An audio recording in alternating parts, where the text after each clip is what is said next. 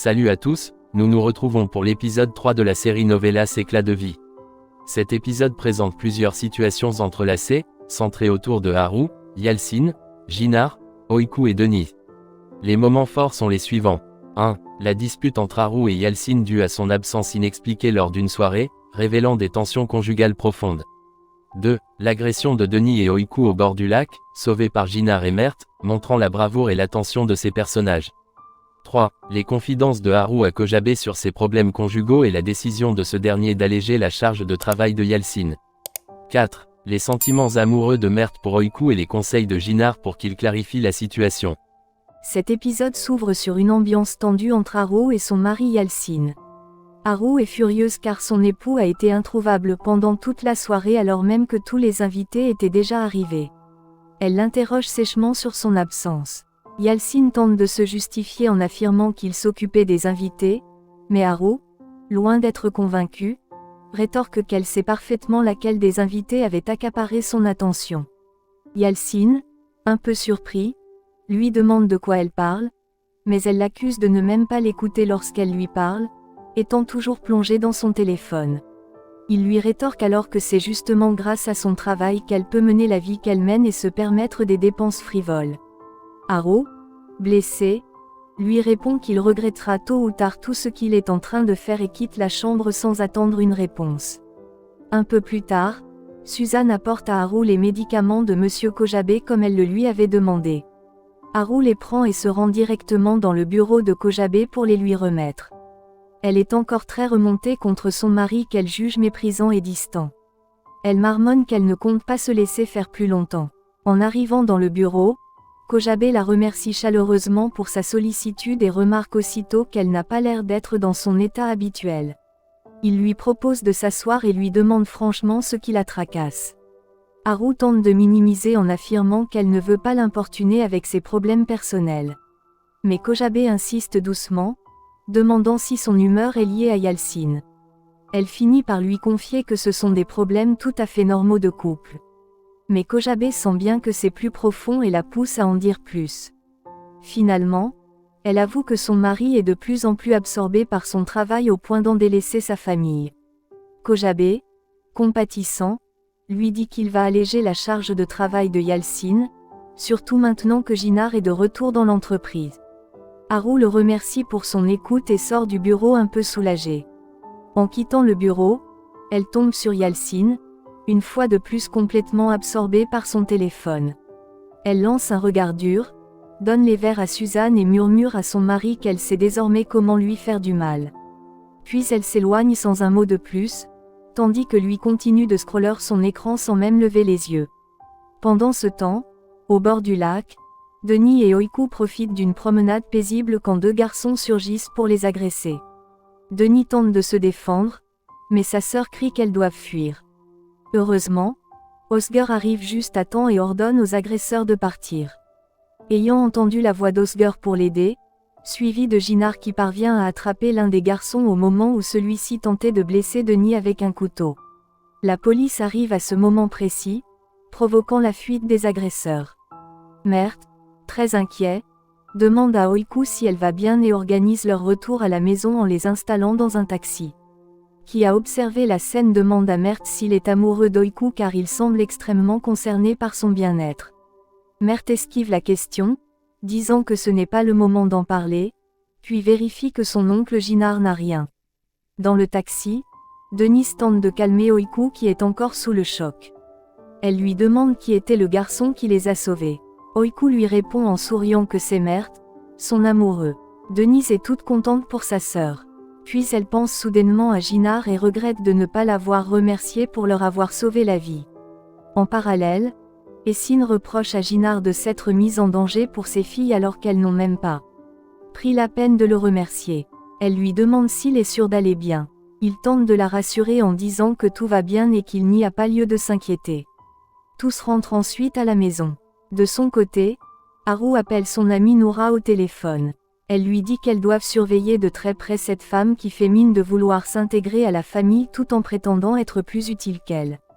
Elle parle bien sûr de Leila. Ensuite, Haru rejoint Suzanne à la cuisine et lui reproche son laisser-aller. Puis Suzanne descend et dit à sa mère qu'elle part à l'école.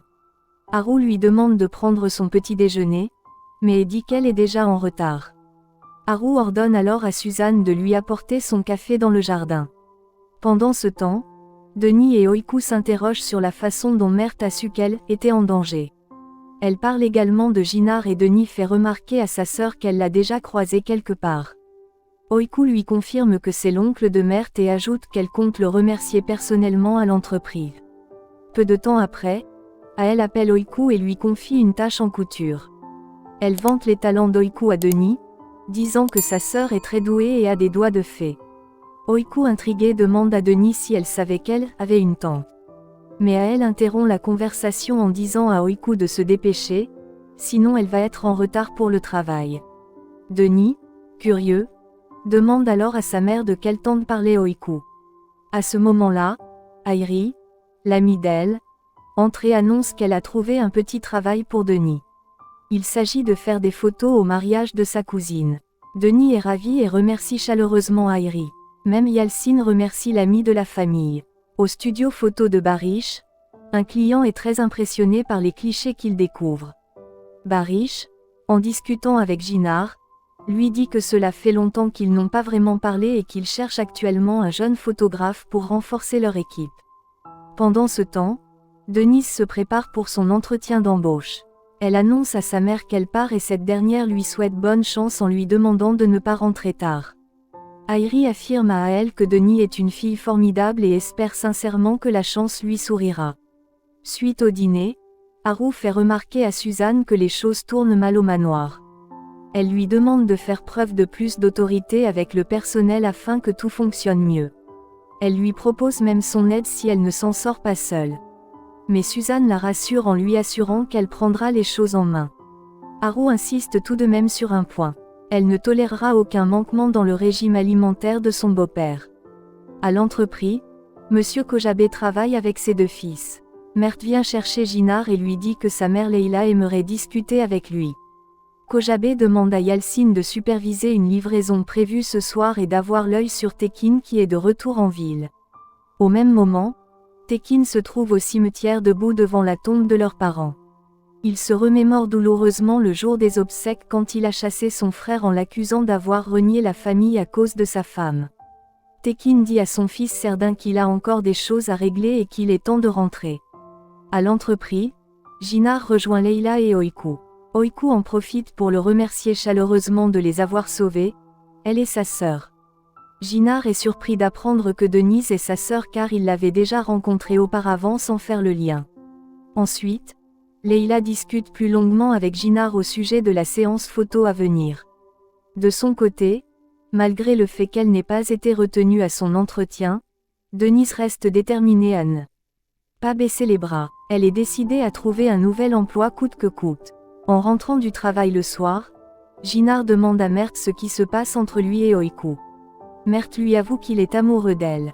Ginard est heureux pour lui et pense que c'est une bonne chose. Mert explique qu'il redoute la réaction de sa mère qui pourrait estimer que Oiku n'est pas une bonne candidate pour lui. C'est la raison pour laquelle il prend ses distances à la maison de couture afin d'éviter les soupçons. Ginard lui donne un conseil sincère. Il lui dit qu'il doit clarifier la situation et assumer ses sentiments devant tout le monde car s'il reste silencieux, il risque de perdre le coup. Il lui rappelle que les femmes n'aiment pas les hommes qui ne sont pas clairs et que lui non plus n'apprécie pas ce genre d'attitude. Pendant ce temps, Essine se trouve au restaurant avec son amie. Elle lui confie qu'elle et Ginard ne sont plus ensemble. Elle rit et partage ce moment avec complicité. Mais Essine insiste pour que son amie garde cette information secrète. De son côté, Tekin passe un coup de fil à un homme actuellement en prison. Il semble vouloir lui transmettre des informations importantes. De son côté, Denise va rencontrer la cousine d'Airi pour discuter de l'organisation du mariage. Le soir, alors que Denise rentre à la maison, elle croise son père. Il lui dit qu'il a encore des affaires à régler avant de rentrer. Dans son lit, Essine regarde des photos de Ginard sur son téléphone tandis qu'Haru essaie de joindre son mari sans succès. Yalcine n'est toujours pas rentrée. Elle descend demander à Suzanne les médicaments de Monsieur Kojabe. À ce moment-là, Kojabe discute avec Leila. Il lui explique qu'il souhaite que Ginard prenne ses distances avec les séances photos et les tournages car il veut qu'il se concentre à 100% sur l'entreprise. Il lui demande de garder cette discussion pour elle. Mais Haru qui arrive pour remettre les médicaments écoute tout en cachette derrière la porte. Quand Leila sort, Haru entre et remet les comprimés à son beau-père. Il lui demande si un colis important est arrivé. Elle dit non et lui demande ce qu'il attendait. Il appelle Serda pour savoir si Yalcin est avec lui, mais ce dernier répond par la négative. Yalcin en réalité se trouve dans un appartement avec une autre femme. Haru retourne dans sa chambre et tente de joindre encore une fois son mari sans succès. Le lendemain matin, tout le monde est à table pour le petit déjeuner. Yalcin arrive enfin et Haru, furieux, lui demande où il était toute la nuit. Il répond simplement qu'il était occupé. Elle demande des détails, mais Kojabe intervient pour calmer les tensions. Il explique à Haru qu'il a oublié de la prévenir qu'un problème avait eu lieu dans un service et que Yalcin avait dû s'en occuper dans un autre bâtiment. Chez elle, Oiku discute avec sa sœur. Leur père sort de sa chambre, agacé par le bruit qu'elles font. Il leur reproche de l'empêcher de dormir. Sa femme le questionne sur ce qu'il fait la nuit pour être aussi fatigué. Il s'énerve, claque la porte et quitte la maison sans toucher à son petit déjeuner. Haru de son côté confronte encore une fois Yalcin. Elle lui demande de lui dire enfin la vérité. Il nie tout en bloc, disant qu'elle invente n'importe quoi. Haru lui lance qu'il n'aurait jamais pu la convaincre si son beau-père n'était pas intervenu la veille. Yalcin lui sourit froidement, lui souhaite une bonne journée puis s'en va.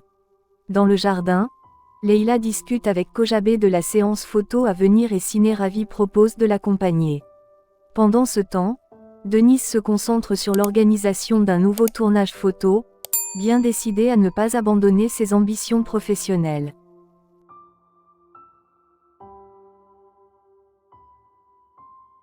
Nous sommes arrivés à la fin de l'épisode.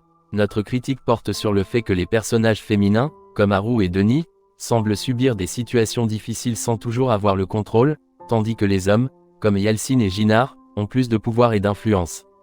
Permettez-nous de résoudre les questions suivantes. Comment les personnages féminins peuvent-ils reprendre le contrôle de leur vie face aux défis qu'ils rencontrent?